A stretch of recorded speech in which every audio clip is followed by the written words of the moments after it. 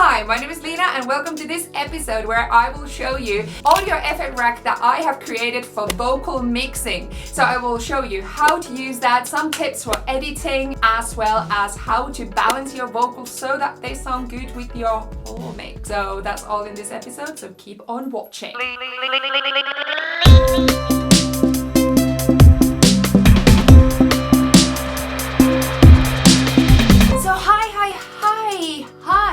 And welcome to LNA Does Audio Stuff. So one of the most common questions I get is how to mix vocals. Yeah. So I decided to create this preset chain of plugins that will help you if you are a beginner. You can't really go wrong with it. Or if you're a more advanced producer, it will also give you kind of template for playing around with new ideas. So I have linked down below where you can go and download this plugin preset chain thingy so that you can watch this tutorial and do everything with me so you can get some cool vocals done. So in this episode I will show how to use this, and in the next week's episode I will show you how I made it. Okay, so for further ado, is that a say?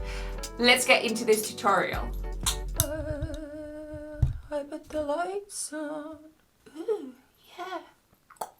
Here we go. So I have an Ableton session in front of me. I have opened a vocal session, which was actually taken from a live performance. So there's a lot of background feed. What's that? Bleed.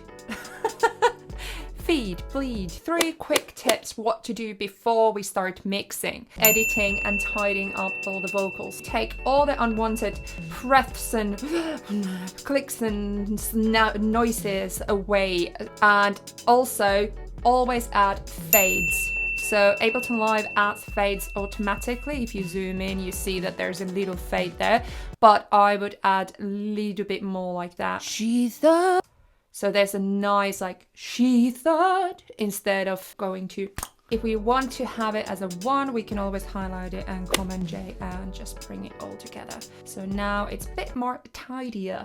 So then also volume. So what I like doing is adjustments a bit more in bulk because I'm lazy. Yeah, so I would just go and select an area and then just select, look at it go.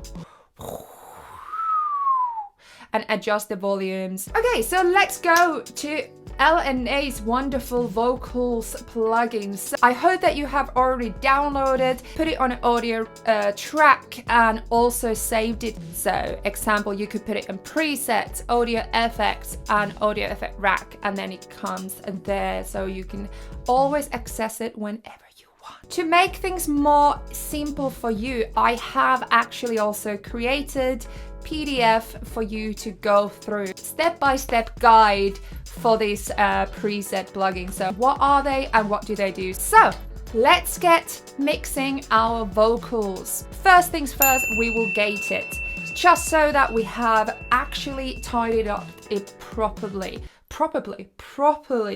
So this is something you don't need to necessarily use if you don't want, if you want it to be very organic, very light, without like, you want the background noises there, you want the room sound, that's absolutely fine, but I added a gate just in case you kind of want to tidy up a little bit. Example, if it's for backing vocals, you might want things to be like.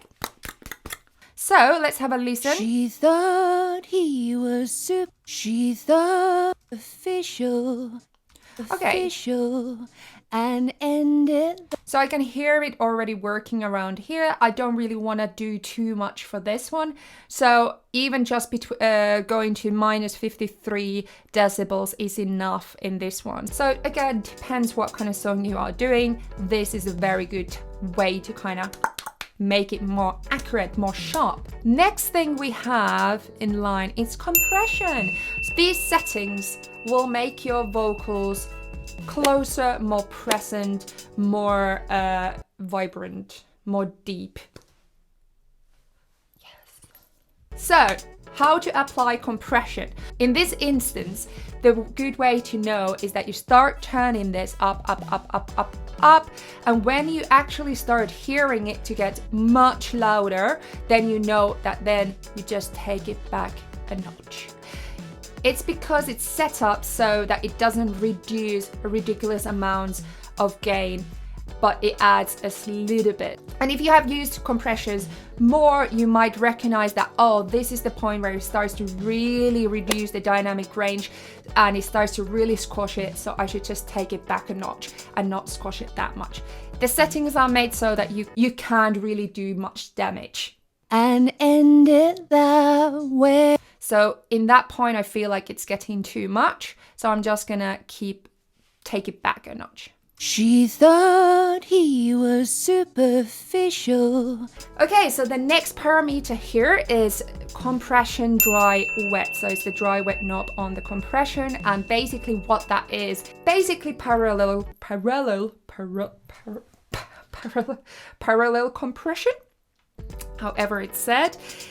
Because it gives you the compressed signal as well as the dry signal, and we can measure how much do we want the dry and how much do we want wet. So example, if you want really transparent, dynamic, very natural vocals, then just go and put this example around 50%, so you're getting 50% of the compressed signal and 50% of the dry signal. And then you have like, you're combining them together. He was superficial. I'm gonna leave it on 80%. It sounds nice in there for this vocal. Hey, also in this point, please subscribe to this channel. Please hit the bell icon, because if you wanna know how to create this preset, then you need to subscribe so that you will see the next week's episode where I show how to actually make it. So subscribe, hit the bell icon, and let's get back to the tutorial, okay? Next thing we have is a drive, and where the drive is attached to is saturation.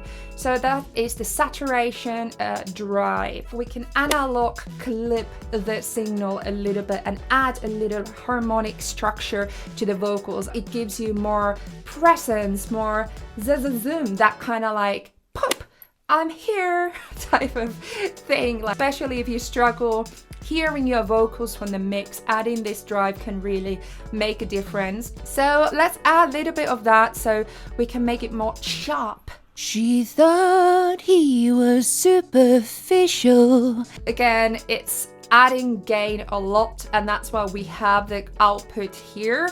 So I've added already automatic gain reduction for the saturation, but I have also added this here. So if you want a lot of drive, then I recommend to go here to the output and get gain reduce a little bit while you add. So we're kind of like gain staging same time as we are adding these. Or you go here to the output and you just make that parameter to reduce more while you add more. Deeper, bigger, beefier. So now we have done some dynamic processing to the track. So the next thing I want to show you is chorus. I've just added the amount and the rate to this parameter here. When I start moving that starts moving to there. So we can add a little bit this cool like frequency shifting feel to the whole vocals. Make it sound maybe more modern, maybe more robotic, like give it a little shimmer on the top of the vocals that I really like. I also set the frequency here for 2.79 kilohertz. So if you are doing male vocals, you might want to reduce that with maybe to 1K or something like that, because they are typically slightly low, a little bit lower. But he was superficial and ended that way. She thought he was superficial and ended that. Next one is FX amount. So there's reverb and delay connected to this effect. So I have connected the decay time and the feedback of the delay to this parameter here. But I would recommend you to work this parameter and this one together. Together they give a better solution. So example, if you bring the dry wet quite high up and you slowly bring in the amount. She thought he was superficial. Or other way around. She thought he was superficial much nicer. So it depends what kind of thing you are into. Also, what you can go and just swap these around if you want the delay before the reverb. So that's possible as well. But again, if you're a beginner, you don't need to go to this area at all. You can just kind of stay here and be comfortable with what's happening here. Okay, so the next thing was just output, and we kind of covered that already. It's just making sure that the input and the output are kind of same thing. So now we have mixed this. So now we can just see how to put it on the top of a beat. Yes, we have the background.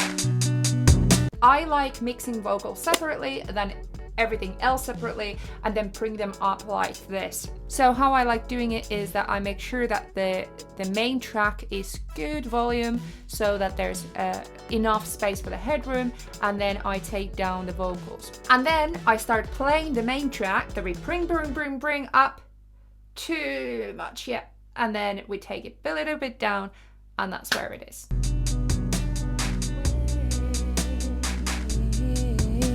So that's too much here now compared to the other one. He loved her but couldn't hear anything that she said. Okay, perfect. So of course now I would just need to kind of leave it a moment, go and have a cup of tea, come back and listen to it again, and maybe duplicate the vocal track and do the same thing with that track. So then I can compare so that the vocals are not too loud on the top so they don't sound separate, and they're not too quiet so they sound mumbled. So there needs to be somewhere between. Okay, thank you so much for watching. Hey, see you next week here. Please come next week, because then you know how to create all this, and you can create your own presets and you can make so many cool things. Subscribe, hit the bell icon, and follow my social medias, which are here, especially Instagram. There's a lot of cool stuff in Instagram. Okay, see you next week. Okay, bye.